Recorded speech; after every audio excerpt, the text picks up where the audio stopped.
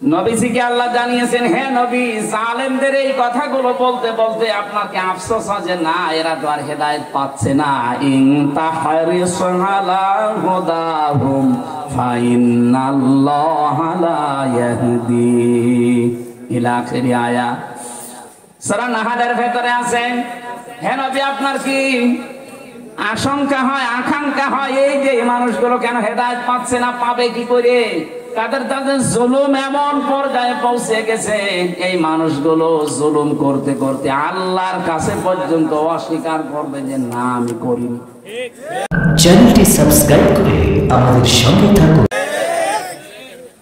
এটা 28 নম্বর আয়াতে আছে সূরা নাহলের 14 নম্বর পারা 9 নম্বর পৃষ্ঠা 3 নম্বর লাইনে আছে, আল্লাযীনা তাতাওয়াফাহুমুল মালাইকাতু যালিমি আনফুসিহিম ফাআলকাবুস সালামা মা কুন্না না'মালু মিন সু বালা ইন্নাল্লাহা আলিমুম বিমা কুনতুম তা'মালুন। বলেন আল্লাহু আকবার।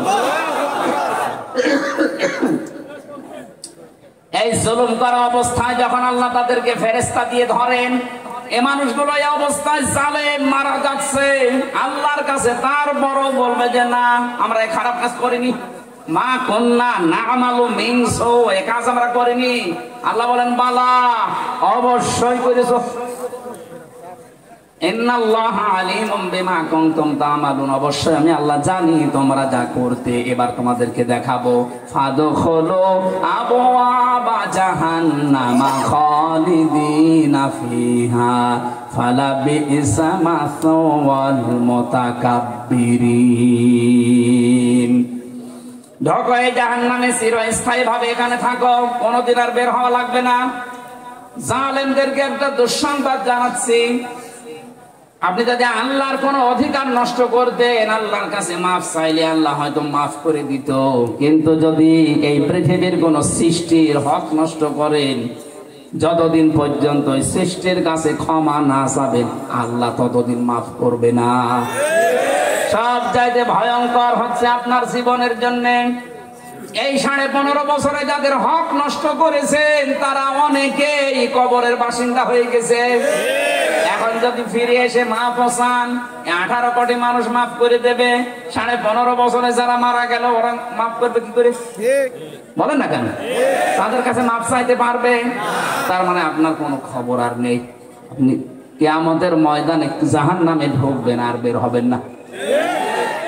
আল্লাহ বলেন ফাবিসা মাসওয়াল মুতাকাব্বিরিন, অহংকারী যারা, এদের তেজ কমে না, এত কিছু হওয়ার পর অনেকের লজ্জা হচ্ছে না। মুতাকাব্বিরিন যারা, অহংকারী যারা, দিন যত যাবে এদের কপালে আল্লাহ হেদায়েত তুলে নিয়েছে, এজন্য দিন যাবে আরো মানুষগুলোর বৃদ্ধি বাড়বে। আবু জাহেল যেদিন মারা যায়, হযরত ইবনে মাসউদ বলেন আমি ওর গলার ভেতরে ছুরি যখন লাগিয়েছি তখন আমারে বলে তুই কে? বললাম আমি ইবনে মাসউদ। কি করবা? আমি তোর গলার ভেতরে লাগিয়েছি, গলা আলাদা করা হবে। আবু জাহেল নাকি ওই সময় বলেছিল ইবনে মাসউদ মেরে যখন ফেলবে গলাটা একটু বড় করে কাটো, মানুষ যেন দেখে বসেছে নেতার মাথা। ওরে শয়তান, আমার মনে হয় ওই বেতাবটা এখন ভর করেছে এই দেশের বহু জালেমের উপরে, মরে যাচ্ছে, পচা ডিম খাচ্ছে, তারপরও লজ্জা নেই। বিবেক কাজে লাগান, এখনো বিবেক আছে যাদের কাজে লাগান। বিবেক কাজে না লাগালে আপনি আল্লাহর কাছে নিকৃষ্ট কুকুর, শুকুরের চাইতেও খারাপ বালুমা দিয়েছে। জাহান্নামে যে মানুষগুলো নিয়ে যাবে, যে মালিক ফেরেশতা দাঁড়িয়ে আছে, জাহান্নামের দারোয়ান ফেরেশতা মালিক, জাহান্নামে যাবার সঙ্গে সঙ্গে জাহান্নামের দরজাগুলো খোলা হবে, ভেতরে ঢুকিয়ে বন্ধ করে দেওয়া হবে। এখানে একটা তথ্য আছে, এই আলেম যারা আছে তারা খেয়াল করবে।